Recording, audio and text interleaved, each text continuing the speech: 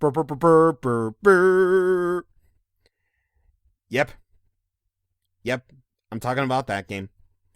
Hello there, everybody. This is CwapTheNintendin here, and welcome to another edition of Platinum Impressions, in which video games. Today we're gonna talk about one of the unexpected hits of 2014, like last year. One game that I considered to be like my game of the year had it not been for Smash Bros. Already, but it was still good. So anyway, without further ado, I like to talk about Shovel Knight for 3DS, Wii U, coming soon to PlayStation, and Steam. So yeah, Shovel Knight. I didn't really follow this game. All I knew about the game before I got it was really good, and a lot of people were playing it, and they loved the game. And apparently Yacht Club Games, which were making the game, they showed it off at conventions or something, and a lot of people found it to be really good, and I was like, alright, cool, it's a good game. So one random day, when I was busy recovering from my paychecks from my summer of 2014, I decided to get not only, I believe, I think it was the same day as I got Kirby Triple Deluxe, I think, which I still need to complete. I bought Shovel Knight, and I played it, and I fell in love. Like, literally from the moment I completed it, like a month ago, I loved it. I just love the game so much. Like, basically, to the point, it is a love letter to retro gamers out there, like 8-bit gamers out there, and also Mega Man, because apparently one of the guys who composed, like, Mega Man, like, worked on the music for this game, which the music is so good. So, what is the premise of this Shovel Knight, you may ask? Well, here's the thing. There are these two knights, Shovel Knight, who your main character is, and Shield Knight. They battle together, and they were assumedly love, I don't know. Maybe they were good friends or something. Probably I wasn't paying attention because it was a simple story. But then one day, Shovel Knight's dear friend Shield Knight, who he was fighting alongside with, was kidnapped and presumably probably maybe dead. So because of that, Shovel Knight was forced to give up his Shovel Knight ways. But then, evil was risen in the form of the Order with No Quarter, which was basically an order of a bunch of knights, and they were causing up trouble in the old neighborhood. So, Shovel Knight, who is now forced to get back into the game, must hone his skills in order to save his girlfriend or something. And yeah, it's a pretty simple story, and you know, it works. It works. I didn't really pay attention to like all the NPCs that you can talk to, which I didn't really pay attention to like the NPCs I talked to, but I'm sure they're interesting. I clearly researched this game well. But what I did like, however, was like, you know, dream sequences. Like during at the end of certain levels, Shovel Knight will dream about, you know, Shield Knight or something, who he's trying to, you know, save. And he's like dreaming about Shovel Knight or Shield Knight or something. And in the dream, the player has to catch her while fighting off a big whole bunch of enemies. And I don't know why, those parts of the game I kind of enjoyed. They were pretty cool. They were pretty cool interludes, I suppose. But aside from that, though, you know, the story, it's simple, but it works. It works. It really does work for what it does. But, of course, with this game being, you know, developed being 8-bit, I love the look of Shovel Knight. I mean, like I said, it's basically a love letter to 8-bit gamers out there, because Shovel Knight looks great for an 8-bit game.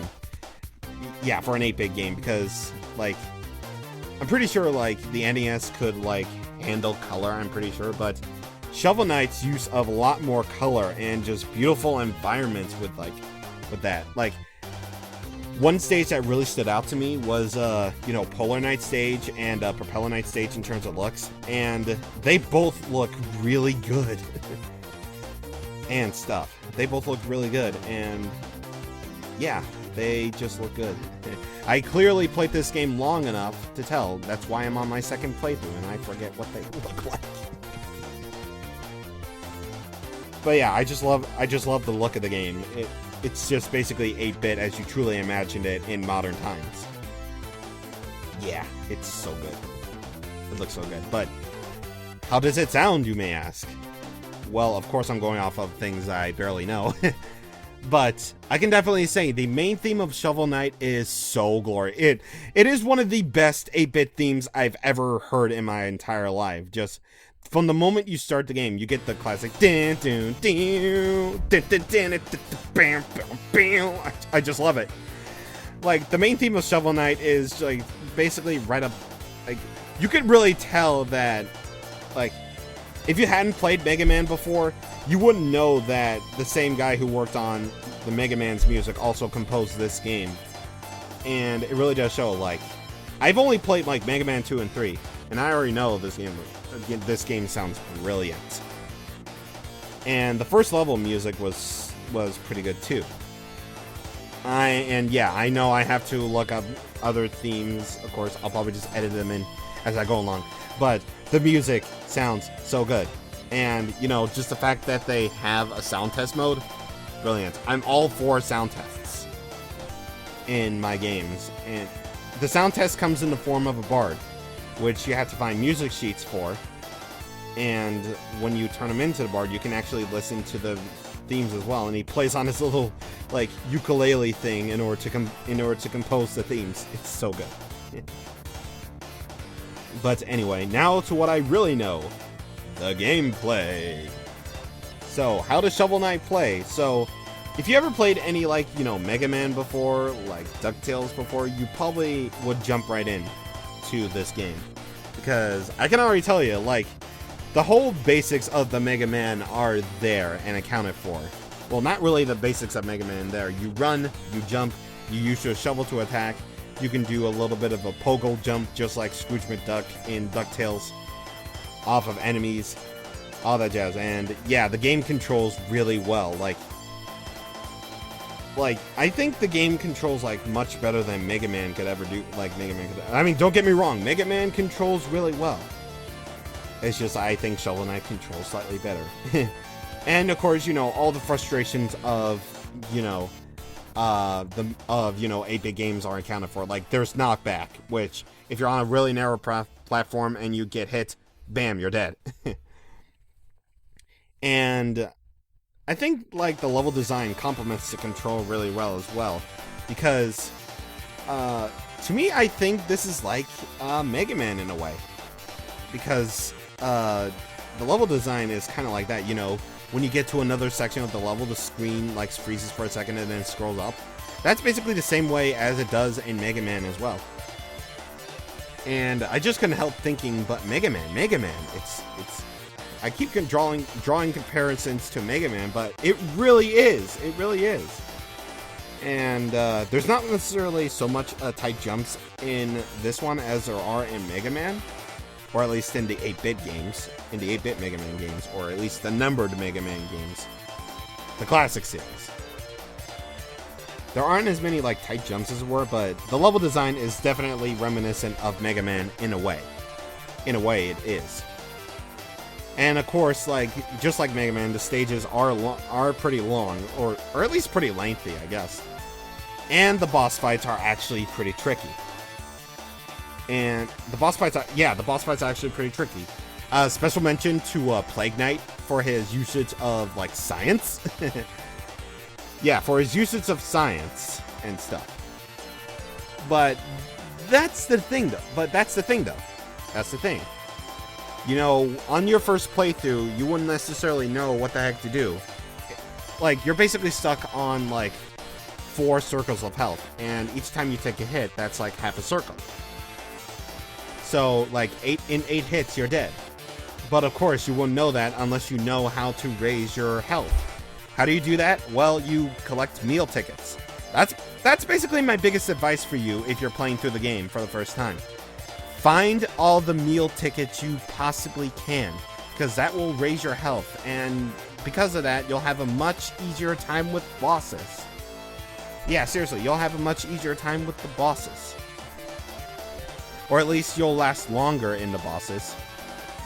And speaking of Mega Man, once again, the bosses are like reminiscent of Mega Man as well. They attack really quickly. They move really quickly. You have to figure out their patterns really quickly as well. And yeah, again, I just couldn't help but feel Mega Man about this. But hey, that's not necessarily a bad thing. In fact, I think like literally the only boss fight that I didn't have like too much trouble with was I think Treasure Knight, was a boss fight that I didn't really have too much trouble with, or at least I didn't die to 2 million times. Which, by the way, unlimited lives can be kind of a turnoff for those who are thinking, oh, unlimited lives? Nah, this game isn't that hard. Well, believe it or not, this game will test you first time playing through. This game will test you. You have to figure out all sorts of, gimmicks that the stages have. You have to think about, what your plan of attack is for like the boss fights and some of the mid bosses you encounter on the world map. Yeah, just because you have unlimited lives in the game doesn't mean the game is hard. In fact, the game has sort of a Kid Icarus Uprising-esque system where it doesn't have like intensity levels or anything, or difficulty levels. However, like each time you die, you lose a percentage of gold, which is your currency in the game. Each time you die, you lose like various bags of gold, and you have to go back to the next checkpoint. And once you get back to the point that you died, you can pick up the gold if you want to. I mean, it's there. I mean, it's there forever if you want it. But here's the thing, though. I think this game has, sort of a high-risk, high-reward type thing, which I did like from Kid Icarus Uprising, and I said that I did like from Crazy Orders in Smash Bros. Wii U. So, if you can, and if you want to, you can actually break the checkpoints. You can actually break the checkpoints just to see how far you go. Of course, the distance between, like, the checkpoint where you started at, the checkpoint that you decide to break, and the checkpoint that you decide to keep alive, just basically saying the checkpoint you keep alive, is a really great distance. And if you really want to complete the stage without, any sort of checkpoints, then just basically go to town with that. Go to town. So, yeah. That is a system that I do heavily approve of. I do. You can choose to break the checkpoints, so if you really want to challenge yourself, then go ahead and do it. Yeah. Aside from that, though, there are indeed skills that you can get in the game. Like, you can increase your magic, which is basically, I think it's the ability to use items or something. You can also get different armor, which do different stuff. Like, you can do, like, a shovel / attack. You can get gold armor, which is pointless, but it looks cool, which is what I did, obviously. But here's the thing, you can only hold that one at a time. So, it's basically you have to save up your gold in order to buy it. And if you choose, you can swap, and once you buy the thing, you get to swap it out for free, basically. So you can choose whatever armor is right for you, and stuff.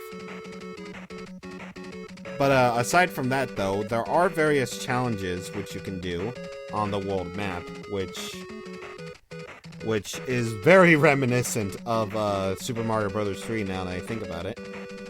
I mean, not necessarily Mario Bros. 3. It's a non-linear world map, which means you can literally take on whatever, like, 3 current knights that you can take on. Like, you can choose to take on, what was the first one? Oh yeah, I think it was King... Treasure? I don't know. You can choose to take on, like, Plague Knight last in, like, the line, or Ghost... I forget the bosses. Sorry. I apologize. I'm sorry that I didn't research this enough. Or that Reaper Knight. Or you can choose to go through Reaper Knight last or something before you move on to, like, the next area of the game. So the non-linear nature of the game is actually a big plus in my book. Because, a lot of these 8-bit games, despite them being really good, are linear for the most part. Well, aside from, the classic Mega Man series, which you can literally take on any Robot Master in any given order you choose. So, yeah, that's really good. I can definitely say that, okay, I found another thing I can talk about. I can definitely say, though, the finale of the game was completely unexpected and really cool. Despite it being easy, it was really cool. I loved it. It was like, Shovel Knight and Shield Knight reunited together again in order to take on the final boss of the game. And it's so cool. That was really cool. And I definitely fell for the Shovel Knight dude at the end. I fell for the dude. Not gonna exactly spoil how, but yeah. That final boss, though, was really cool. And yeah, the lead-up level to the final boss was really hard, but also not to the point of that being unfair. I guess the only real, complaint I have with the game is... I can't really find anything about the game that I don't really like. I mean, don't get me wrong, I really like the game. I really do. But I don't know if I can find any flaws with the game. I think this is the perfect indie game to get. I don't know. I'm on my second playthrough right now. It's been a while since I played the game or whatever. I'm on my second playthrough right now, and I just haven't gotten back to it due to laziness, which is why I've been struggling to play games lately, which is because of laziness. I'm just padding out the video at this point, but basic and to the point, I think Shovel Knight is a really fantastic game. Basically saying, love letter to 8-bit gamers everywhere. It has the design of, it has, the Mega Man-esque level design. It has, the Mega Man-esque music. It has, the gameplay that you would expect from an 8-bit era, from an era in which platformers were really big. It has the music of 8-bit gods in a hand. It's non-linear. They have a high-risk, high-reward system. It's good. It's really good. Just, if you're ever considering getting a Wii U or 3DS, or if you're even on Steam even, just get the game. Get that game. Yacht Club Games definitely deserved that award at the Video Game Awards 2014. And they definitely do deserve all the praise they get. And here's the question, though. Would I actually look for a sequel to a Shovel Knight? I'd say, if they can make it just as good as the original Shovel Knight, then, if they decide to do a sequel, then I'm all for a sequel to Shovel Knight, honestly. Or at least another game from them. Or, yeah, at least another original product from Yacht Club Games. I'm all for that. And, yeah, just get Shovel Knight, though. Just get Shovel Knight, though. This is going to be, one of my shortest Platinum Impressions ever, but, yeah, I haven't really played the game or researched the game, I'm sorry, but, short and to the point, it's a really, really great game. Just go get it. Anyway, that was probably my worst Platinum Impressions episode ever. I apologize, but hey, it's me.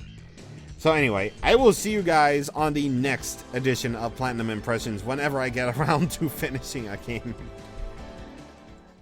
I am literally swapping between Ni no Kuni and Persona 3 FES. I'm literally swapping between them, but yeah. So expect PlayStation games on Platinum Impressions now. Expect them. See you guys next time.